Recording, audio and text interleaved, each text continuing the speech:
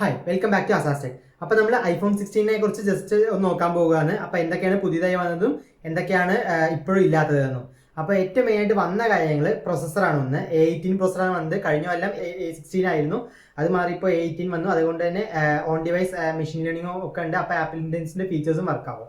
രണ്ടാമത് വന്നതാണ് ആപ്പിളിന്റെ അൾട്രാവൈറ്റ് ക്യാമറയിൽ ഓട്ടോ ഫോക്കസ് വന്നു.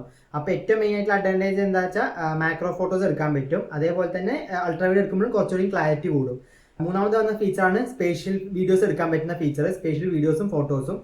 അടുത്തൊരു ഫീച്ചറാണ് 8 GB റാം മിക്കവാറും വന്നിട്ടുണ്ടാവും. ഇല്ലെങ്കിൽ ഇതുവരെ കൺഫേം ചെയ്യാൻ പറ്റിയിട്ടില്ല ഏതൊരു സോഴ്സിൽ നിന്നും. പക്ഷേ ഈ LLM ഒക്കെ റൺ ചെയ്യാൻ വേണ്ടി മിക്കവാറും 8 GB റാം ആയിട്ടുണ്ടാവും. ഇനി ഇല്ലാത്ത കുറച്ച് കാര്യങ്ങൾ എന്താ വെച്ചാൽ ഇത്രയും കാലമായിട്ടും ഇപ്പോൾ 120 Hz വന്നിട്ടില്ല. ഇപ്പോഴും നല്ല കട്ടിയുള്ള വെസൽസ് ആണുള്ളത്. അതേപോലെ തന്നെ ബാറ്ററി ഇപ്പോഴും ചെറുതാണ്, ഫാസ്റ്റ് ചാർജിങ് ഇല്ല. അതേപോലെ തന്നെ iOS കുറെ ക്വർക്സും ഉണ്ട്. ഇതിനെ കുറിച്ചൊക്കെ കുറച്ചുകൂടി ഡീപ്പർ ആയിട്ടുള്ള ഡൈവിലേക്ക് ഞങ്ങൾ പോകുന്നുണ്ട്. അപ്പോൾ അത് കാണണം താല്പര്യം ഉണ്ടെങ്കിൽ സബ്സ്ക്രൈബ് ചെയ്യുക. Thank you.